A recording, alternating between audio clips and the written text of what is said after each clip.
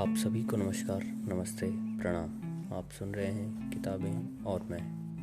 यहाँ आपको सुनने को मिलेंगे प्रसिद्ध लेखकों के बेहतरीन उपन्यास, नाटक और कहानियाँ।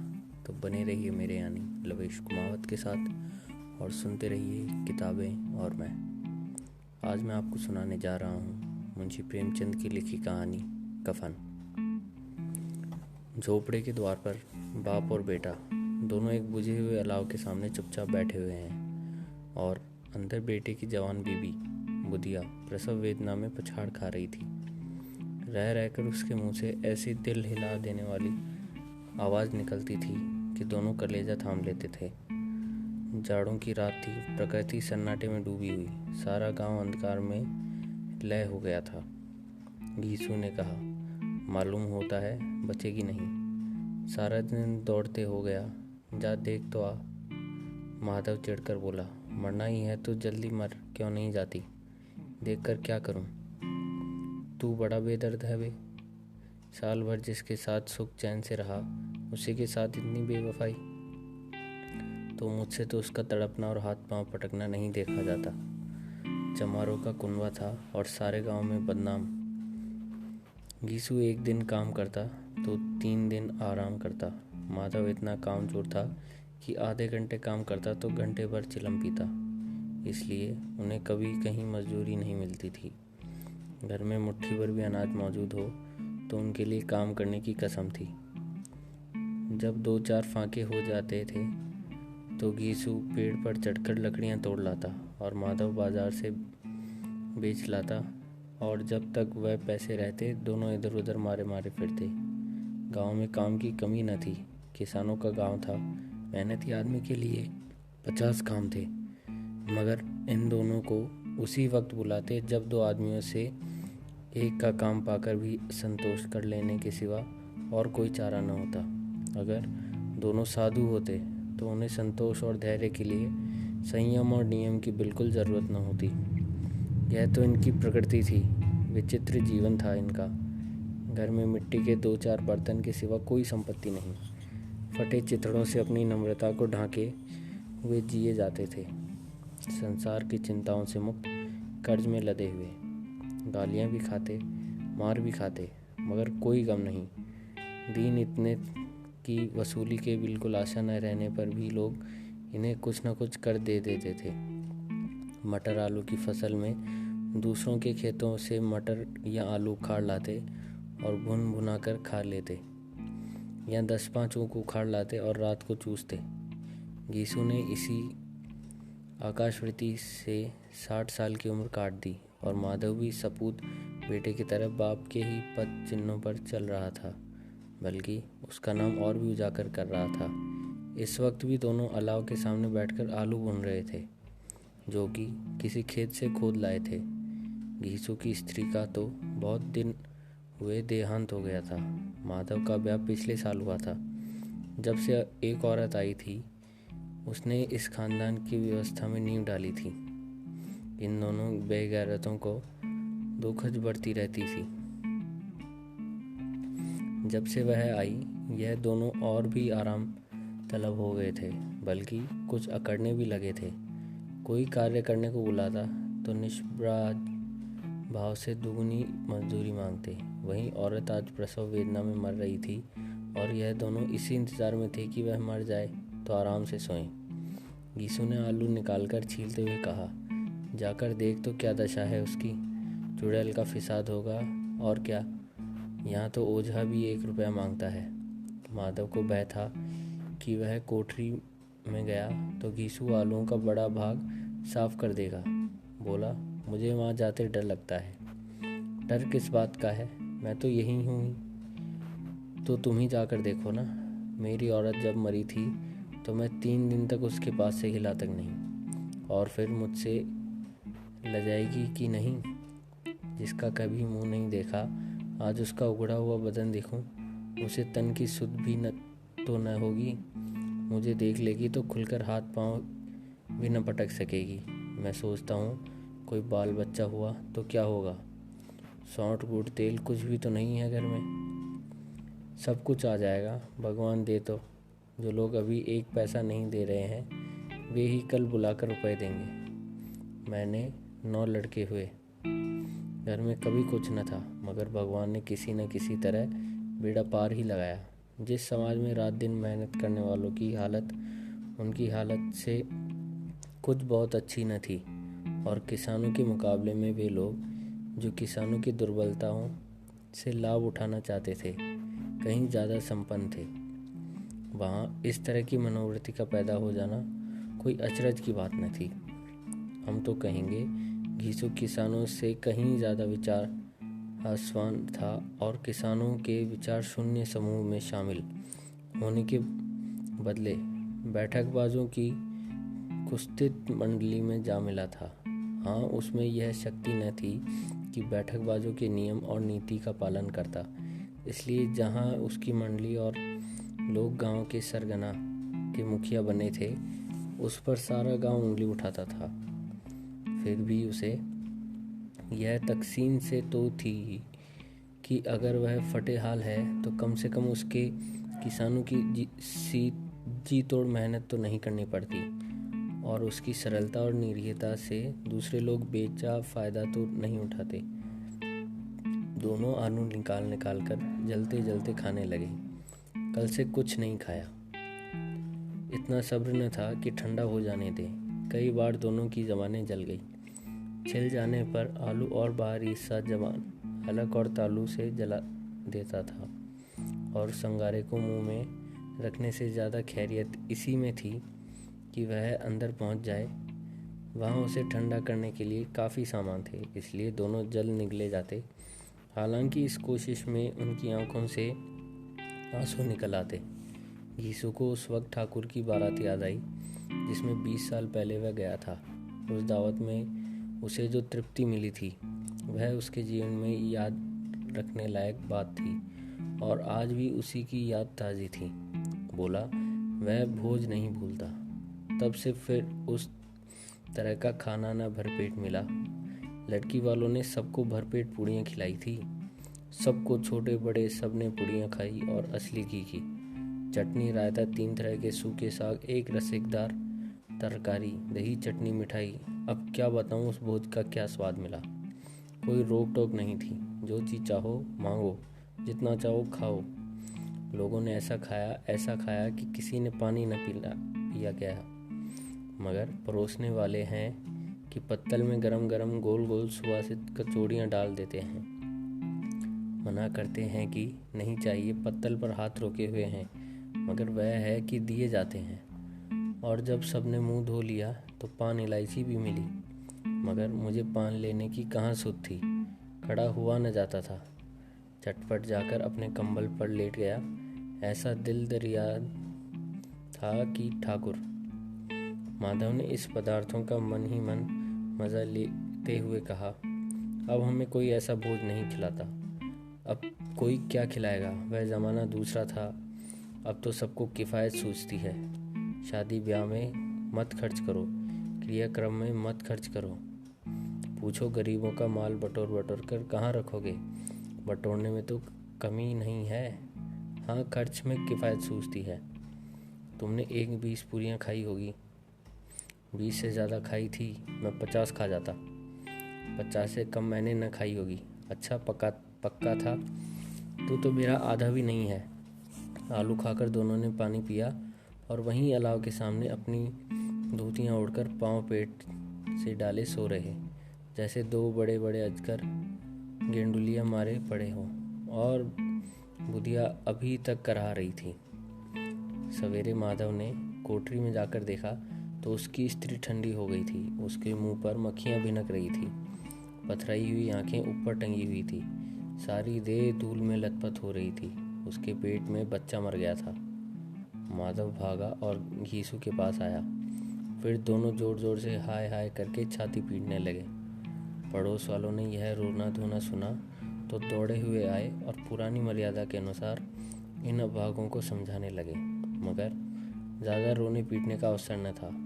कफन की और लकड़ी की फिक्र करनी थी। घर में तो पैसा इस तरह गायब था जैसे चील के घोंसले में मांस। बाप बेटे रोते हुए गांव के जमींदार के पास गए। वह इन दोनों की सूरत से नफरत करते थे। कई बार इन्हें अपने हाथों से पीट चुके थे। चोरी करने के लिए, वादे पर काम न आने के लिए। पूछा, क्या है घिसुआ, रोता क्यों है? अब तो तू कहीं दिखाई भी नहीं देता, मालूम होता है इस गांव में रहना ही नहीं चाहता। घीसू ने जमीन पर सिर रखकर आंख से आंसू भरे हुए कहा, सरकार, बड़ी विपत्ति में हूँ। माधव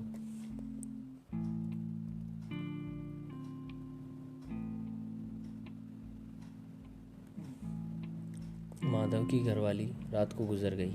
रात भर तड़पती रही।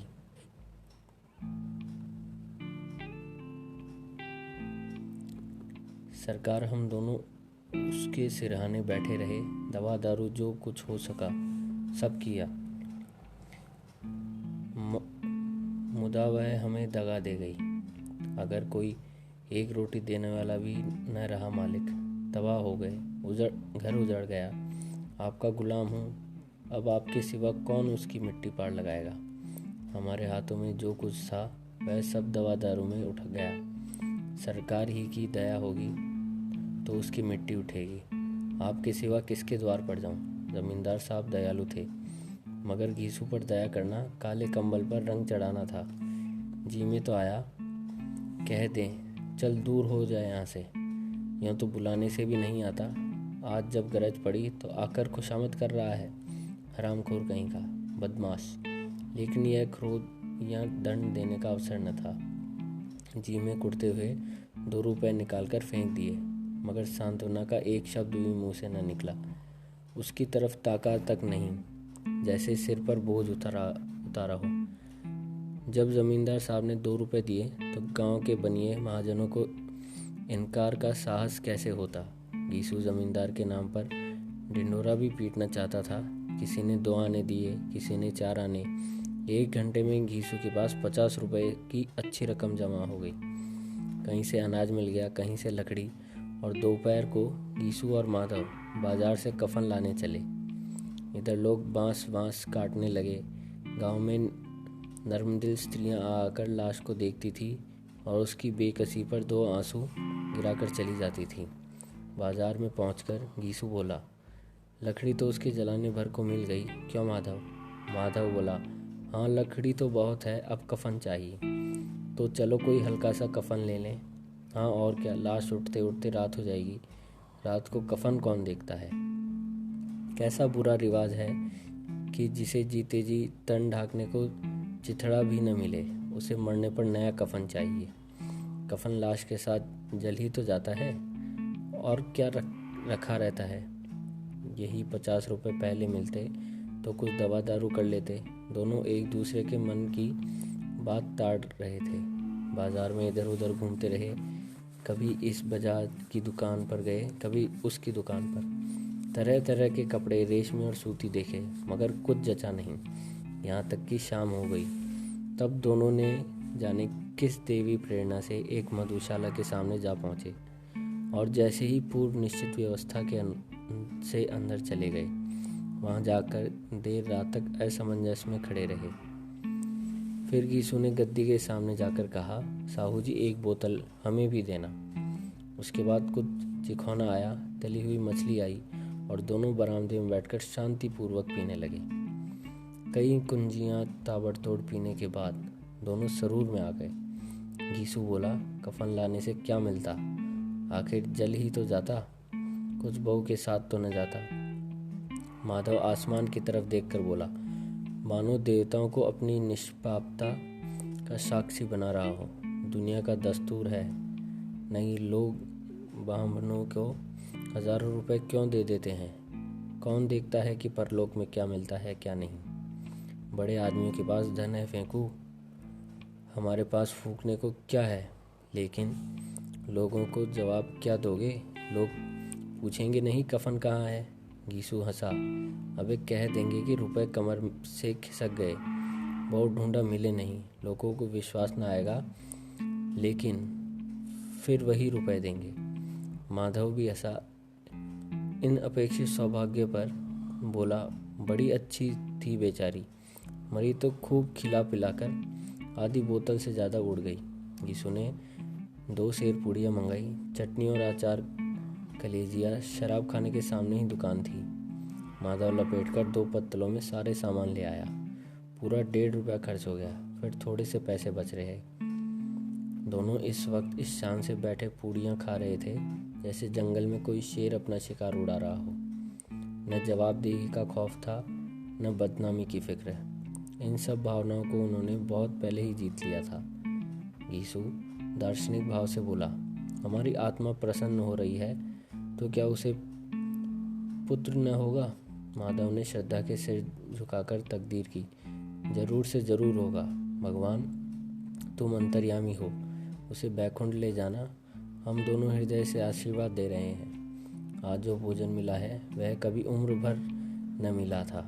एक क्षण के बाद माधव के मन में शंका जागी। बोला, क्यों दादा, हम लोग भी एक न एक दिन वहाँ जाएंगे ही।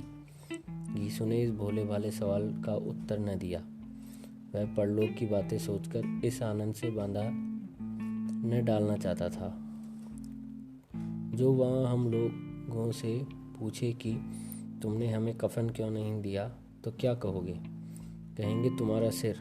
पूछेगी तो ज़रूर, तू कैसे जानता है कि उसे कफन न मिलेगा? तू मुझे ऐसा गधा समझता है? 60 साल क्या दुनिया में घास खोदता रहा हूँ? उसको कफन मिलेगा और बहुत अच्छा मिलेगा। माधव को विश्वास न आया। बोला, कौन देगा? रुपए तो हमने चट कर दिए। वह तो मुझसे पूछेगी, उसकी मांग तो सिंदूर में मैंने डाला था। कौन देगा? बताते क्यों नहीं? वही लोग देंगे जिन्होंने अब की दिया है। हाँ, अब की रुपए हमारे हाथ न आएंगे। ज्यों-ज्यों अंधेरा बढ़ता था और सितारों की चमक तेज होती थी, मधुशाला की रौनक भी बढ़ती जाती थी। कोई गाता था, कोई ढींग मारता था, कोई अपनी संगी के गले लिपटा जाता था, कोई अपने दोस्त के मुंह में कुल्हड़ लगाए देता था। वहाँ के वातावरण में सरूर था, हवा में नशा। कितने तो यहाँ आकर एक चुल्लू में मस्त हो जाते थे। शराब से ज़्यादा यहाँ की हवा उन पर नशा करती थी। जीवन की बाधाएं यहाँ खींच लाती थी और कुछ देर के लिए भूल जाते थे कि वे जीते हैं या मरते हैं, या न जीते न मरते हैं। और यह दोनों बाप बेटे अपने ही मज़े ले लेकर चुस्कियाँ ले रहे थे। सबकी निगाहें इन्हीं की ओर जमी हुई थी। दोनों कितने भाग्य के बली हैं। पूरी बोतल बीच में है। भरपेट खाकर माधव ने बची हुई पूड़ियों का पत्तल उठाकर एक भिखारी को दे दिया, जो खड़ा इनकी ओर भूखी आंखों से देख रहा था और देने के गौरव, आनंद और उल्लास का अपने जीवन में पहली बार अनुभव किया। यीशु ने कहा, ले जा, खूब खाओ और आशीर्वाद दे। जिसकी कमाई है वह तो मर गई, मगर तेरा आशीर्वाद उसे ज़रूर पहुंचेगा। रोए रोए से आशीर्वाद दो, बड़ी गाड़ी कमाई के पैसे हैं। माधव ने फिर आसमान की तरफ देखकर कहा, वह वैकुंठ में जाएगी दादा, वैकुंठ की रानी बनेगी। गीसू खड़ा हो गया और जैसे उल्लास की लहरों में तैरता हुआ बोला, हाँ बेटा, वैकुंठ में जाएगी। किसी को सताया नहीं, किसी को दबाया नहीं। मरते मरते हमारी ज़िंदगी की सबसे बड़ी लालसा पूरी हो गई। वह न वैकुंठ जाएगी तो क्या ये मोटे मोटे लोग जाएंगे जो गरीबों के दोनों हाथों से लूटते हैं और अपने पाप को धोने के लिए गंगा में नहाते हैं और मंदिरों में जल चढ़ाते हैं। श्रद्धालुता का यह रंग तुरंत ही बदल गया। अस्थिरता नशे की खासियत है। दुख और निराशा का दौर हुआ। माधव बोला, मगर दादा, बेचारी ने जिंदगी में बड़ा दुख भोगा, कितना दुख झेल कर मरी। वह आंखों पर हाथ रखकर रोने लगा, चीखें मार मार कर। गीसू ने समझाया, क्यों रोता है बेटा? खुश हो कि वह मायाजाल से मुक्त हो गई, जंजाल से छूट गई। बड़ी भाग्यवान थी जो इतनी जल्दी मोह माया से बंधन से छूट गई। और दोनों खड़े होकर गाने लगे, ठगिन क्यों नैना झमकाए ठगिनी। पियक्कड़ों की आंखें इतनी और लगी हुई थी कि यह दोनों अपने दिल में मस्त गाए जाते थे। फिर दोनों नाचने लगे, उछले भी, कूदे भी, गिरे भी, मटके भी, भाव भी बताए, अभिनय भी किया और आखिर नशे में मदमस्त होकर वहीं गिर पड़े। तो यह थी आज की कहानी कफन। आशा करते हैं आपको यह कहानी अच्छी लगी होगी। तो ऐसी ही और कहानियों के लिए सुनते रहिए किताबें और मैं। तब तक के लिए धन्यवाद।